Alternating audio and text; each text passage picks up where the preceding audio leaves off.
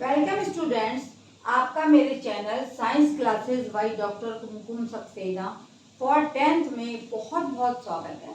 इससे पहले मैंने आपको बताया था कि अम्ल क्या है, क्षार क्या है और हम किस तरीके से इंडिकेटर्स के द्वारा अम्ल और क्षार की प्रबलता को ज्ञात करते हैं। अम्ल जो है, अगर जो अम्ल स्ट्रांग होगा वो जल में अधिक H+ आयंस देगा और जो बेस स्ट्रांग होगा वो अधिक से अधिक OH आयंस जल में प्रदान करेगा। और इसको हम किस तरीके से ज्ञात करेंगे, इंडिकेटर्स के द्वारा। हमने बताया था आपको कि कई प्रकार के इंडिकेटर्स होते हैं जिनसे हम किसी भी विलयन की अम्लता और क्षारीयता का अनुभव लगाते हैं। अब आज मैं आपको बताने जा रही हूँ कि पीएच स्केल। पीएच स्केल क्या है? आप कहोगे क्या होता है पीएच स्केल? पी सूचक है। पी किसका सूचक है और इसका शाब्दिक अर्थ है पुरुषांश। ये एक जर्मनी का शब्द है जो जर्मन से बना है, तो इसी को मिला के हमने बनाया है पीएच स्केल। पीएच स्केल से हम क्या ज्ञात करते हैं कि कौन सी प्रवृत्ति का जो विलयन है वो अम्लीय है या किस प्रवृत्ति का विलयन क्षारीय है। क्योंकि आप जो स्केल ये देख रहे हैं, ये मैंने 0 से लेकर 14 तक डिवाइड किया हुआ है और यहाँ पर 0 से लेकर 7 तक है और यहाँ 7 से 14 तक आपको दिखाई पड़ रहा है। तो 0 से जो 7 जो है वो नंबर है उदासीन, जो क्या होता है, जल का विलयन। जल का विलयन उदासीन होता है, तभी हम लोग पी सकते हैं उसको। और इधर हम जाते हैं 0 से 7 की तरफ, तो हमारी अम्लीय प्रवृत्ति बढ़ती है। जितना ही घटेगा, 7 से 6 होगा, 5 होगा, 4 होगा, 3 होगा, 2 होगा, 1 होगा, हमारी अम्लीय प्रवृत्ति बढ़ती जाती है। और अम्लीय प्रवृत्ति बढ़ने का क्या मतलब है कि अधिक से अधिक H आयंस की सांद्रता में वृद्धि होती। कब? जब हम 7 से 0 की ओर बढ़ते हैं। अब आप दूसरी तरफ देखिए, 7 से 14 आपको सामने दिखाई दे रहा है कि बढ़ती हुई क्षारकीय प्रवृत्ति। क्षार बेस, यानी अगर किसी का पीएच 7 से ज्यादा है, 8 है, 9 है, 10 है, 11 है, 12 है, 13 है, 14 है, तो बहुत स्ट्रॉन्ग बेस वो होगा। इधर क्या होगा, H आयन की सांद्रता कम होती जाएगी और इस साइड में H आयन की सांद्रता में वृद्धि होती चली जाती है। इस प्रकार हम ज्ञात कर सकते हैं कि पीएच स्केल के द्वारा कि कौन सा विलयन कितना अम्लीय है और कौन सा विलयन क्षारीय प्रवृत्ति का है। दूसरा स्केल आपको मैंने नीचे दिखाया है, ये भी सेम तरीके से 0 से लेके 7 तक इधर डिवाइड है। 1 2 3 4 5 6 7 और 7 से ऊपर की ओर बढ़ रहा है 8 9 10 11 12 13 14।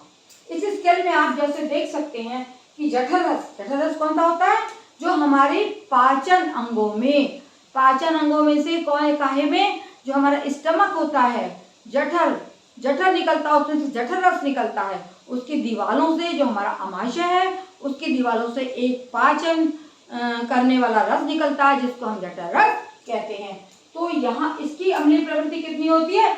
1 होती है। आप देख ना, 0 से 1 के बीच में जठर रस की प्रवृत्ति है और 1 से 2 के बीच में जो नींबू का रस, जो हम नींबू का रस रोज दैनिक जीवन में उपयोग करते हैं, आप सलाद में डालते हैं, आप प्याज में डालते हैं, आप अन्य चीज़ों में कोई भी चीज़ बनाते हैं, घर में कोई डिश बनती है तो नींबू निचोड़ा जाता है। तो नींबू की प्रवृत्ति क्या है, नींबू का रस 1 से 2 के बीच में उसकी पीएच वैल्यू मानी जाती है। फिर हम आ जाते हैं 7 पे। 7 पे क्या है, ये है आपका उदासीन जल। ये क्या कहलाता है, उदासीन होता है। इसमें उदासीन का मतलब क्या होता है कि ना इसमें आपकी एसिडिक प्रवृत्ति है, ना ही आपकी इस विलयन में बेस की प्रवृत्ति है। जो हम जल पीते हैं वो उदासीन होता है, ना वो अम्लीय होता है, ना ही वो क्षारकीय होता है। अब हम आगे बढ़ते हैं 8 9 10। 10 पे आप जैसे देख रहे हो, मिल्क ऑफ मैग्नीशिया। क्या देख रहे हैं आप? मिल्क ऑफ मैग्नीशिया का पीएच कितना होता है? 10 होता है। फिर हम आगे बढ़े 11 12 13 14 और 14 पे बहुत स्ट्रॉन्ग बेस पाया जाता है, सोडियम हाइड्रोक्साइड का विलयन। इसका अगर हम फार्मूला लिखेंगे तो ये हो जाएगा NaOH। सोडियम हाइड्रोक्साइड का विलयन ये कहलाएगा सोडियम हाइड्रोक्साइड। इस प्रकार पीएच स्केल क्या है, आप लिख सकते हैं कि पीएच स्केल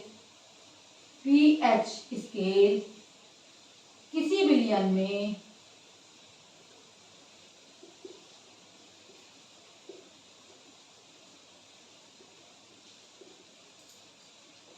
आइंस की H आइंस यानी हाइड्रोजन आइंस की सांद्रता, सांद्रता माने गाढ़ापन, सांद्रता को बताता है।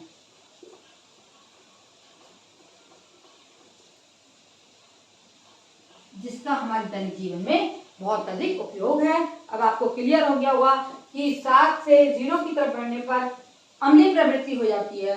जिसका पीएच 7 से नीचे होता है वो अम्लीय प्रवृत्ति के पदार्थ होते हैं, और जिसका पीएच 7 से ऊपर होता है, 7 से 14 के बीच होता है, वो हमारा क्षार की प्रवृत्ति का पदार्थ है। और 14 जो है, 14 पर हमारा स्ट्रॉन्ग बेस पाया जाता है। अभी आपको बताया मैंने सोडियम हाइड्रोक्साइड। फिर आपको क्लियर हो गया होगा कि पीएच स्केल क्या है, हाइड्रोजन आयंस की सांद्रता को किसी विलयन में ज्ञात करने की एक पावर है, एक स्केल है, जिससे हम ज्ञात कर सकते हैं कि हाइड्रोजन आयन की सांद्रता कितनी है। इधर की तरफ हाइड्रोजन आयन की सांद्रता बढ़ रही है, ठीक है, और इधर की तरफ हाइड्रोजन आयन की सांद्रता कम हो रही है। तो 7 से नीचे जाने पे हाइड्रोजन आयन की सांद्रता बढ़ती है, और 7 से 14 तक जाने में हाइड्रोजन आयन की सांद्रता को कम माना जाता है। इस प्रकार हम पीएच स्केल के द्वारा ही किसी विलयन में हाइड्रोजन आयन की सांद्रता को ज्ञात कर सकते हैं। अब आगे मैं बताऊंगी आपको कि हमारे दैनिक जीवन में पीएच स्केल का क्या उपयोग है। दैनिक जीवन में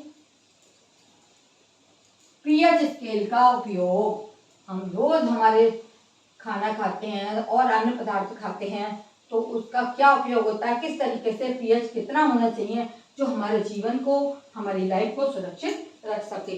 दैनिक जीवन में अब हम आपको बताएंगे दैनिक जीवन में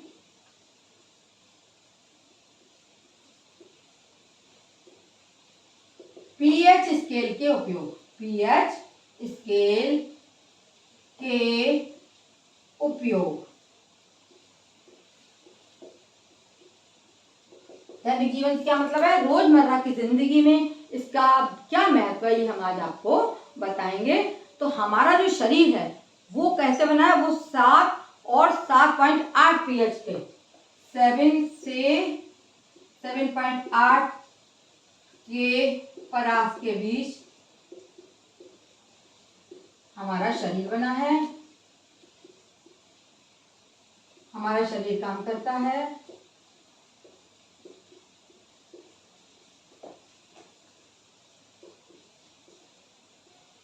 मतलब हमारे शरीर में जो भी लिक्विड वगैरह है वो किस परास पे होंगे, 7 से लेके 7.8 परास के बीच हमारे शरीर में पीएच होना चाहिए, तभी हमारा शरीर जो है वो कार्य करेगा। अब दूसरी चीज आती है आपकी अम्लीय वर्षा। ये हमारा पहला ये हो गया। दूसरा अम्लीय वर्षा, आपने बहुत सुना होगा, कई बार सुना होगा कि अम्लीय वर्षा हो गई, जल रहे हैं हम। बहुत से लोग होते हैं आज बारिश हो गई तो हम जल, उसमें हमारे शरीर पर क्या हुआ, हमारे शरीर पे जलन हो रही है, सुना होगा अम्लीय वर्षा।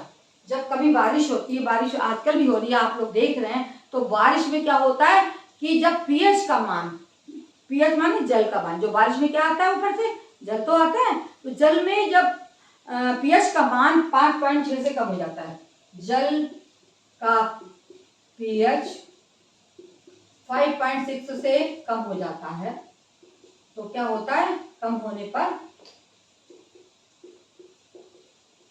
जल का, बारिश का जल, ये क्या कहलाएगा आपका, बारिश का जल अम्लीय हो जाता है। आप नोट करते रहिए क्योंकि इस पे बहुत से बोर्ड में क्वेश्चंस आते हैं कि अम्लीय वर्षा क्या होती है। कई बार जब हमारा जल जो बारिश में आ रहा है, बरस रहा है, उसका पीएच 5.6 से 5.6 से नीचे आ जाएगा तो वो अम्लीय वर्षा कहलाती है, और ये हमारे शरीर पर भी दुष्प्रभाव डालती है। अगर हम बाहर निकल जाए ऐसी बारिश में तो क्या होगा, हमारे शरीर पर इचिंग होने लगेगी, फफोले पड़ सकते हैं, कुछ भी नुकसान हमारे शरीर को हो सकता है। और इसके अलावा क्या होगा कि अम्लीय वर्षा से पौधों को भी नुकसान, पेड़ पौधों को भी, वो पानी जो पेड़ पौधों में जाएगा उनको भी झुलसा के रख देगा। अब आपने देखा होगा बगीचे की मिट्टी, है ना, बगीचे की जो मिट्टी होती है,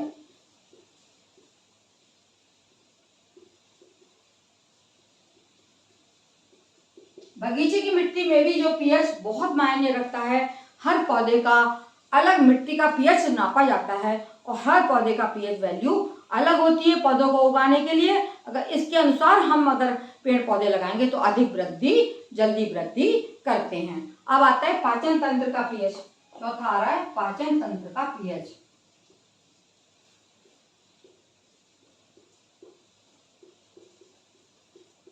पाचन तंत्र आप जैसे जानते हैं, मैंने आपको कई बार बताया कि जो हम खाना खाते हैं वो हमारा पचता है। और कैसे पचता है? पाचन तंत्र के द्वारा हमारे खाने को पचाया जाता है। अगर हमारे जठर रस की मात्रा बढ़ जाती है, हमारे जो हमारी आहार नली है उसमें हमारा जो एक पाउच होता है, थैले की तरह रचना होती है, स्टमक जिसको बोलते हैं, उसमें अगर अधिक उसके दीवारों पर छोटी छोटी सी ग्रंथियां होती हैं जो जठर रस प्रोड्यूस करती हैं। गैस्ट्रिक जूस इंग्लिश में उसको बोलते हैं। अगर जठर रस की मात्रा हमारे पाचन तंत्र में बढ़ जाएगी, अम्लीय हो जाएगा, तो जठर रस की मात्रा बढ़ने पर क्या होगा? जठर रस बढ़ गया की मात्रा बढ़ने पर एसिडिटी होती है। इसका भी पीएच वैल्यू है।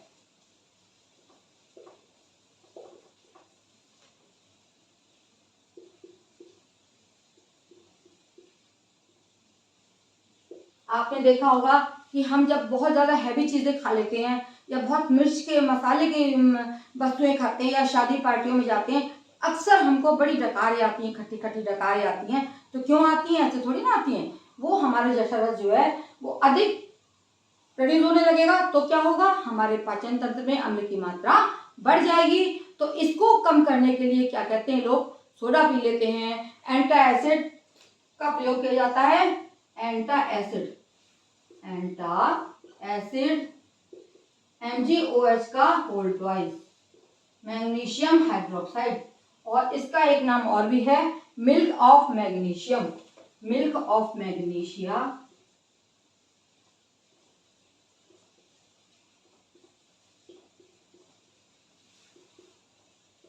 ये क्या है? ये एक क्षारीय पदार्थ है। कैसा पदार्थ है ये एक क्षारीय पदार्थ। तो ये क्या करेगा?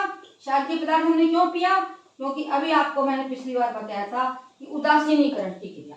उदासीनीकरण की क्रिया क्या है? कि जब हम अम्ल को काहे में मिलाएंगे, अम्ल को क्षार से मिलाएंगे तो एक दूसरे के प्रभाव को वो काट देते हैं, लवण बन जाते हैं। और इस क्रिया को हम क्या बोलते हैं? उदासीनीकरण की क्रिया। तो हमारे पाचन तंत्र में अगर अम्ल बढ़ गया है तो कोई भी ऐसा पदार्थ, एंटासिड आपने देखा होगा, डायवल की गोली भी खाई जाती है, डायवल का सिरप भी आता है। और ये MgOH का होल ट्वाइस, ये भी बहुत अच्छा एंटासिड है जिसका नाम है मिल्क ऑफ मैग्नीशिया। इसको हम तुरंत पी लेंगे तो हमारी अम्लता कम हो जाएगी। क्यों कम होगी? क्योंकि उस अम्ल का प्रभाव ये क्षार जो है वो खत्म कर देगा और वो सॉल्ट और पानी बना देगा। तो हमारे शरीर में अम्ल की मात्रा कम होगी और हमारे डकारें जो है वो दूर हो जाएंगी। अब लास्ट में आता है आपका पीएच परिवर्तन से दंत रक्षा, दंतशय। पीएच परिवर्तन से दंतशय।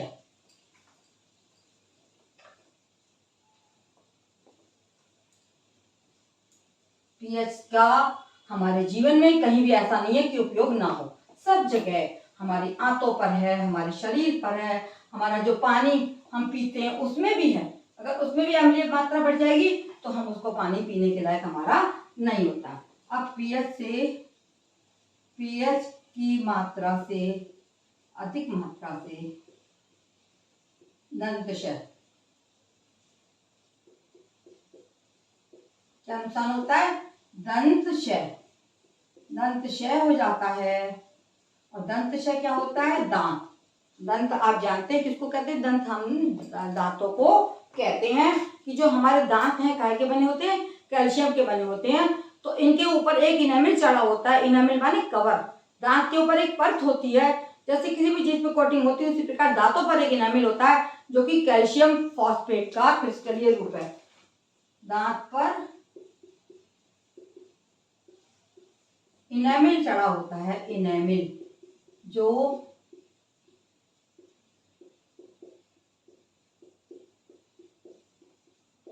कहेगा ठोस रूप है कैल्शियम फॉस्फेट का, जो कैल्शियम फॉस्फेट का कैल्शियम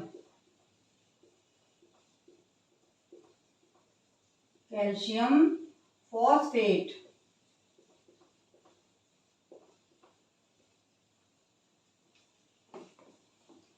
का क्रिस्टलीय रूप है। क्या है? क्रिस्टलीय रूप पाया जाता है कैल्शियम फॉस्फेट। ठीक है, इसका एक इनामी चढ़ा होता है दांत पर जो कि हमें बचाता है। ये एक कठोर पदार्थ है जो जल में नहीं घुलता है। तो अगर हमारे मुंह में साफ नहीं होगा, मुंह साफ नहीं होगा तो क्या होगा कि उसमें उपस्थित बैक्टीरिया जो हैं, बहुत सारे बैक्टीरिया पाए जाते हैं, हर जगह पाए जाते हैं, हमारे मुंह में भी पाए जाते हैं। तो वो बैक्टीरिया हमारे क्या करेंगे कि जो हमारे शरीर में, हमारे मुंह में खाद्य पदार्थ बसता है और शर्करा बसती है, उनका निम्नीकरण करते हैं। शर्करा एवं खाद्य पदार्थों का, शर्करा एवं खाद्य पदार्थों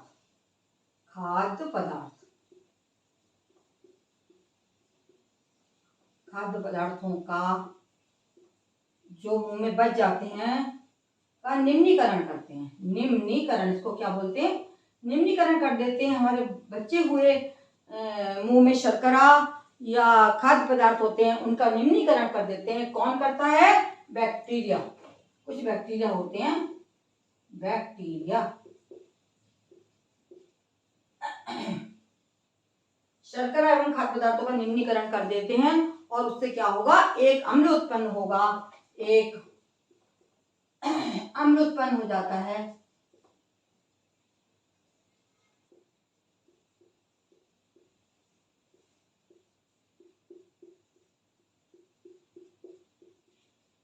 जो दांतों का क्षय करते हैं, दांतों को नुकसान पहुंचाते हैं, दांतों का क्षय कर देते हैं।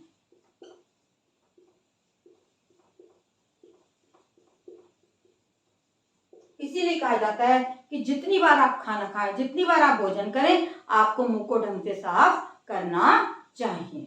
ये हमारा शरीर में पाए जाने वाली विभिन्न, हमारे दांतों का, हमारे पाचन प्रणाली में जो पीएच का वैल्यू है वो मैंने आपको अभी बताई। आपने कई बार सुना होगा कि मधुमक्खी अगर काट लेती है तो हमें बड़ी जलन होती है ना? क्यों होती है? मधुमक्खी का जो डंक है, का डंक भी काटने पर एक अम्लीय पदार्थ उत्पन्न करता है, एक अम्लीय पदार्थ उत्पन्न करता है।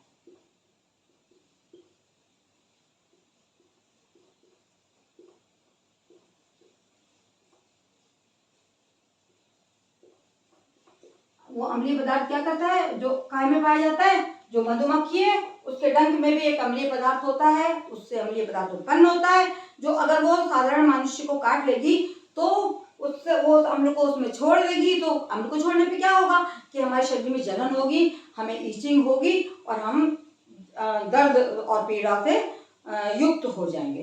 तो इस तरीके से ये विभिन्न चीजें मैंने आपको बताई। एक नेटिल का डंक, नेटिल भी एक पक्षी होता है, नेटिल का डंक एक कीड़ा होता है। नेटिल का डंक जो है वो क्या करेगा, उसमें भी एक एसिड पाया जाता है जिसको हम मेथेनॉइक अम्ल कहते हैं, मेथेनॉइक अम्ल।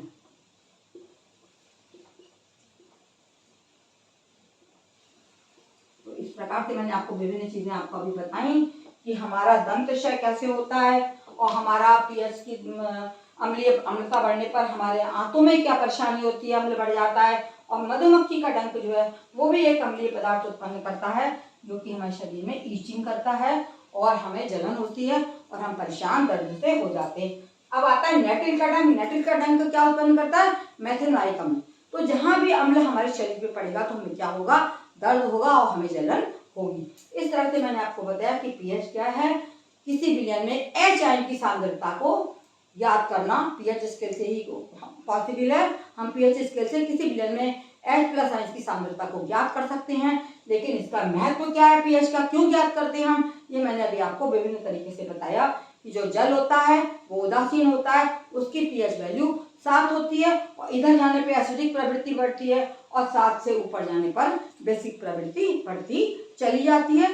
ये आपको क्लियर हो गया होगा। और आगे जो मैं आपको पढ़ाऊंगी वो पढ़ाने जा रही हूँ क्योंकि आपने एसिड पढ़ लिए, आपने बेस पढ़ लिए, अब आप आगे पढ़ेंगे कि शॉर्ट्स क्या होते हैं। ये मैं आपको अपने अगले लेक्चर में बताऊंगी। यदि आपको मेरा पढ़ाना अच्छा लगा तो प्लीज़ मेरे चैनल को सब्सक्राइब, कमेंट और लाइक अवश्य करें, तभी मैं जान पाऊंगी कि आपको मेरा पढ़ाना कैसा लग रहा है।